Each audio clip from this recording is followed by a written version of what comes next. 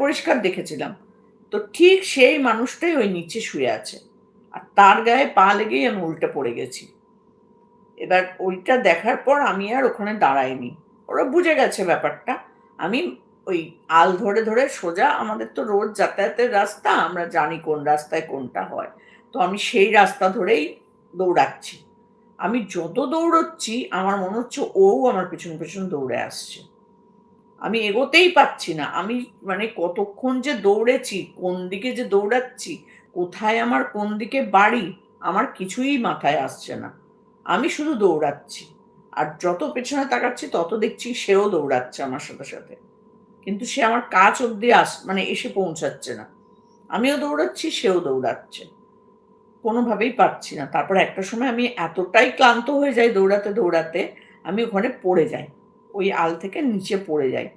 পড়তেই আমি বুঝতে পারছি সেই যে গরম হাতটা পেয়েছিলাম, ঠিক ততোধিক ঠান্ডা একটা